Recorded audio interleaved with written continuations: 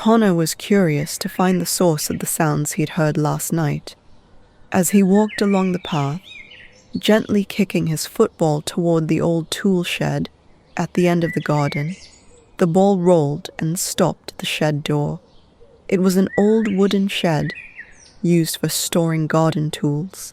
The paint on the outside was peeling, and small glass-paned windows were clouded with age. Inside were some old chairs, a table, and plenty of gardening tools. Conor and his friends, the gang, often spent hours there, playing cards and plotting their Saturday bike adventures. It was an especially great hideout when the rain poured down. The noise of heavy drops hammering the tin roof made it nearly impossible to hear conversations, perfect for keeping their schemes safe from any grown-ups who might be lurking nearby. Conor noticed a mound of dirt on one side of the shed.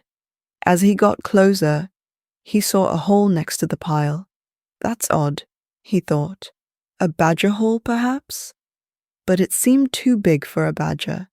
Then again, he had never actually seen one up close. He remembered Imelda talking about badgers over breakfast.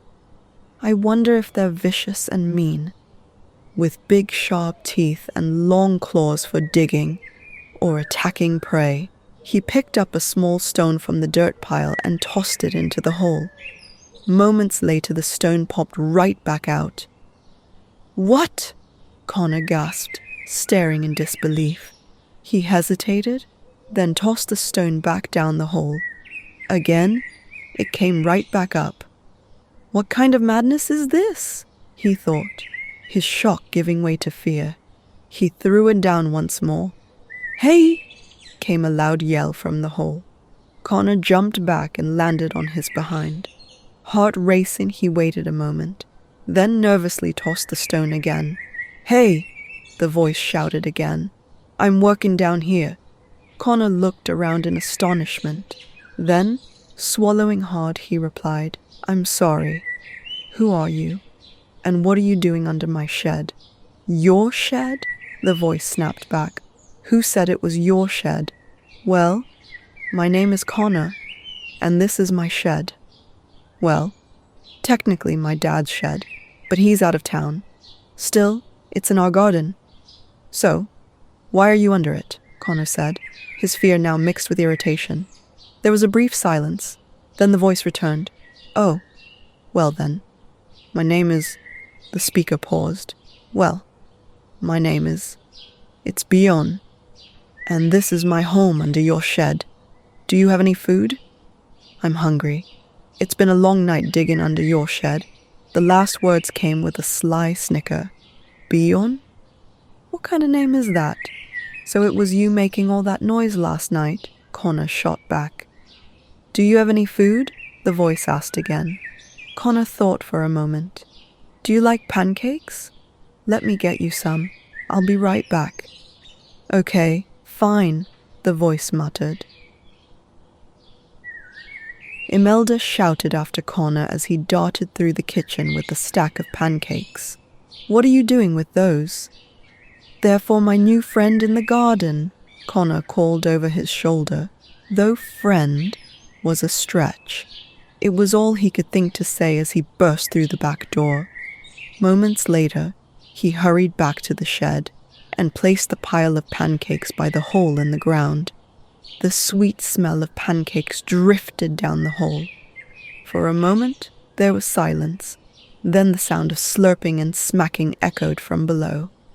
Not bad," the voice called. "A little cold, though.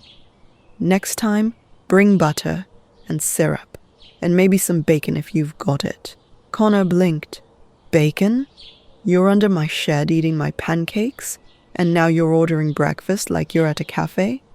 "Well," the voice said with a muffled chuckle, "a fella has to keep his strength up when he's tunneling under the neighborhood.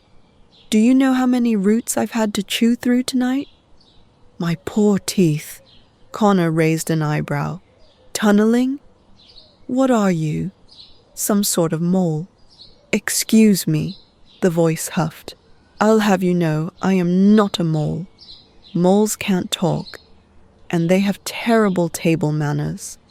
I, on the other hand, am quite refined. Refined? Conor laughed. You're eating pancakes with your hands in a hole in the ground.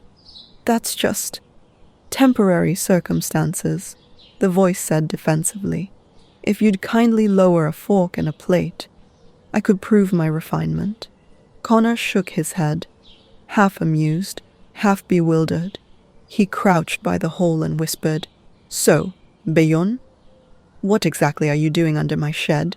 A pause, then a suspiciously cheerful reply. Expanding my empire. Empire? Conor said. You mean, like, a kingdom? Yes, the voice declared proudly. The underground kingdom of Shadonia, current population, me. But I'm recruiting. Pancake deliveries qualify you for citizenship, by the way.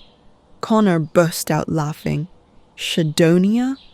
That's the silliest thing I've ever heard. You laugh now, Bjorn said between bites. But when my tunnels connect every garden in the neighborhood, you'll see. Pancakes at every corner, syrup flowing like rivers, bacon trees as far as the eye can see. Well, if you promise not to keep me up all night with your digging, maybe I'll join your pancake kingdom. Excellent, Bean shouted. I'll make you minister of maple syrup. Conor chuckled, shaking his head. Best job I've ever been offered.